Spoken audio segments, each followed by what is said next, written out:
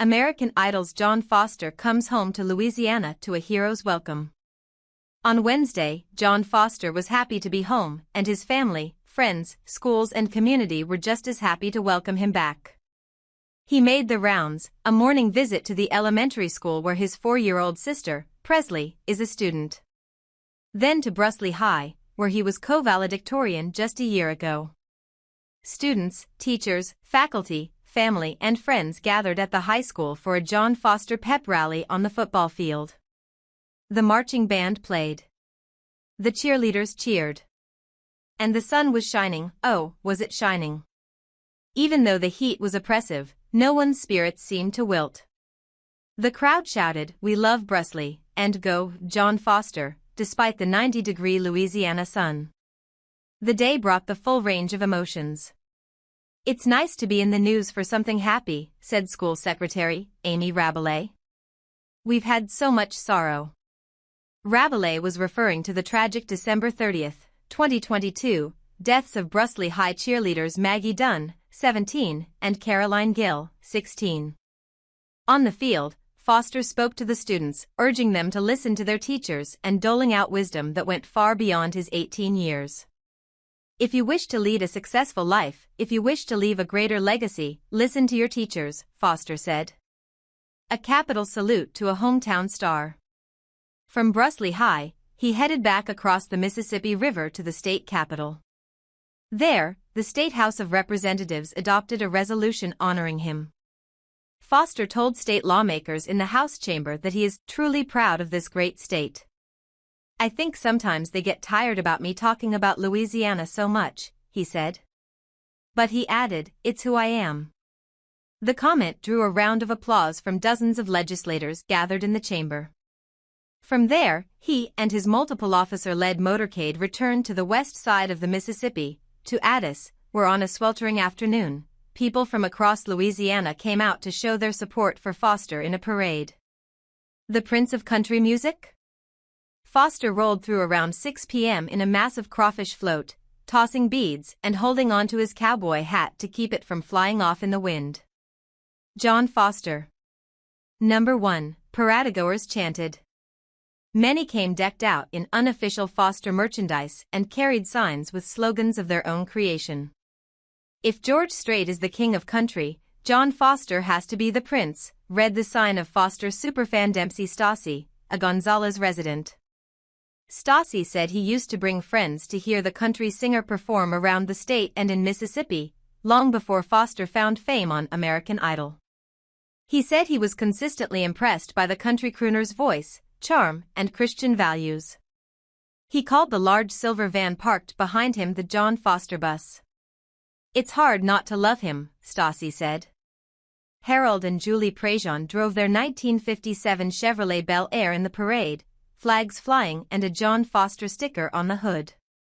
Harold said he first heard the Idol finalist perform at a car show in Addis. After the parade, thousands joined Foster at the Bayou Plaquemine waterfront park, where the stage was decked out with a sign that read, "Congratulations to our hometown hero."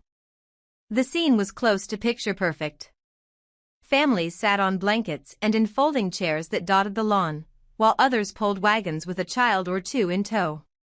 The snow cone stand stayed busy as the temperature hovered in the 80s. A Louisiana flag, a U.S. flag, and one bearing the image of the man of the hour flapped in the evening breeze. Boats lined the banks of Bayou Plaquemine, many decorated with "Vote for John Foster" signs. Plaquemine Board of Selectmen member Michael Carlin monitored the event throughout the day. "Making sure everything's secure, making sure, for the lack of a better word, nothing dumb goes on," Carlin said. "With over 20 million votes last week, we don't want to have anything bad happen." Jane Hebert of Brusley accompanied her friend, Caroline Newmeyer, who had driven in from New Orleans just for the concert. Both said they're big fans of country music and of Foster. "I'm just really excited for him," Hebert said, adding that she went to Brusley High, but several years ahead of the singer. The women agreed their favorite song of Foster's has to be the teary tell that "Angel I Love Her." Songs, signs, and a riverfront welcome. Meanwhile, Foster arrived at the boat launch near the Iberville Parish Jail around 7:15 p.m., where he met a small crowd of fans before boarding a boat to the concert, which was supposed to begin at 7:30.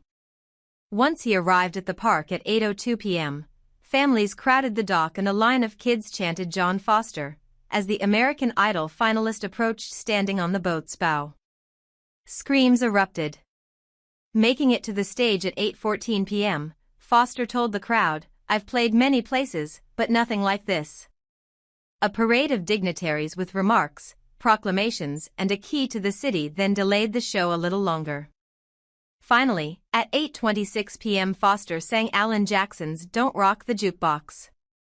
He moved quickly into the Elvis classic Jailhouse Rock, a song which helped him advance in the Idol competition. He then said he was going to slow things down with another of his Idol songs, "I Told You So," by country icon Randy Travis. Neon Moon was up next, a tune he also performed on the ABC show. The song is by duo Brooks and Dunn. Kix Brooks is a fellow Louisiana native. "I'm going to go back to my roots for a second," he said, referencing all the little bar and restaurant shows which got him to his current success. The next song, his original, "Tell That Angel I Love Her," brought crowd noise down, with the chilling words written for his late friends, Dunn and Gill. "Sorry about that," he said afterward, drying tears and apologizing for being unable to finish the song. "There's so many emotions." Turning things more upbeat, then, as an indicator of how well he knows his audience, he rounded out the night with Garth Brooks' local favorite, West Baton Rouge. "I love y'all so much," he said. "Thank you so much." He left as he arrived, but this time seated on the boat. Fans still waved and yelled to him. He responded by forming a heart shape with his hands, followed by a thumbs up. Foster will appear in the finale of American Idol, which will air live Sunday on ABC.